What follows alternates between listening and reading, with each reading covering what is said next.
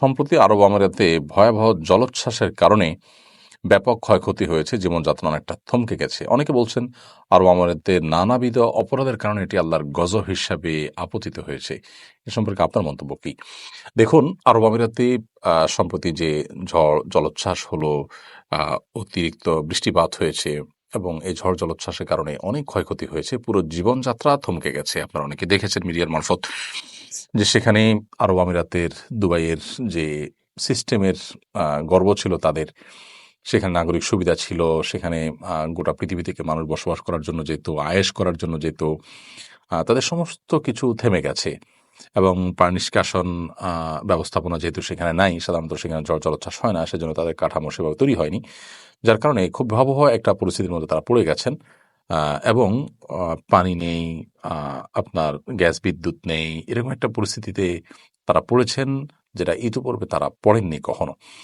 তো এটি আল্লাহ তাআলার তরফ থেকে তাদের জন্য অ্যালার্ম হতে পারে, সেটা একেবারেই স্বাভাবিক হতেই পারে।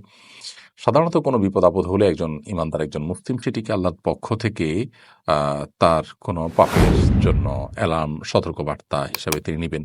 তিনি সেজন্য সতর্ক হবেন। কোরআনে কারিমে আল্লাহ তাআলা এমনটি বলেছেন, "যুহাল ফাসাদু ফিল বাররি ওয়াল বাহরি বিমা কাসাবাত আইদিন নাস লিইয়ুযিকাহুম বা'দাল্লাযী আমিলু লাআল্লাহুম ইয়ারজিউন।" স্থলে জলে যে সমস্ত ব্যত্যয়, ফাসাদ, সমস্যা তৈরি হয়, এগুলো মানুষের হাতের কামাইয়ের কারণে হয়ে থাকে, যাতে করে মানুষ ফিরে আসতে পারে, সংশোধন হতে পারে। সে সুযোগ আল্লাহ তাআলা তাদেরকে দেন, অ্যালার্ম দিয়ে থাকেন। তো এটি সতর্কবার্তা হতে পারে তাদের জন্য।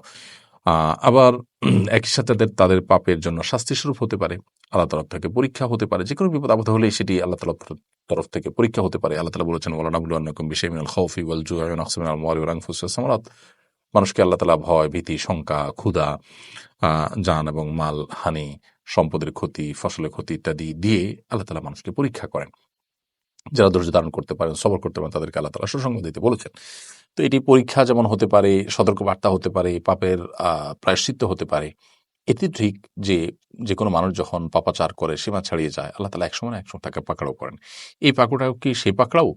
সে পাকড়াও আ হতে পারে, আবার জাস্ট অ্যালার্মিং হতে পারে। আসল এবং ভয়াবহ পাকড়াও সেটা আল্লাহ তাআলা আরো পরে করতে পারেন, দুনিয়াতে করতে পারেন, দুনিয়াতে না করে আখিরাতে একসাথে করতে পারেন। সেটা একান্তই আল্লাহ তাআলার ইলমে আছে। আসলে যেকোনো ধরনের বিপদ-আপদ হলেই সেটাকে নির্দিষ্ট কোনো একটা ক্যাটেগরিতে ফেলে নিশ্চিত করে আমরা বলতে পারব না, এটা শুধুই পরীক্ষা কিংবা এটা শুধুই আল্লাহর আযাব, শাস্তি হিসাবে আসছে।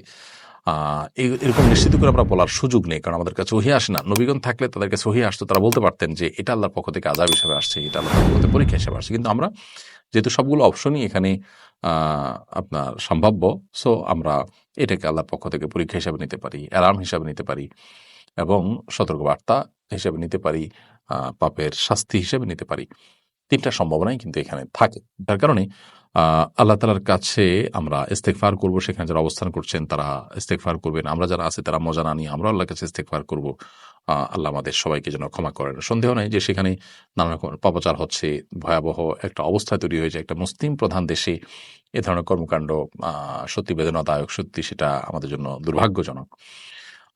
পৃথিবীর সবচেয়ে বেশি অপরাধীদের অভয়ারণ্য বা অপরাধ কর্মের সবচেয়ে নিরাপদ জায়গাগুলোর একটি মনে করা হয় সেটিকে। সেটি আমাদের জন্য লজ্জার এবং দুশ্চিন্তার।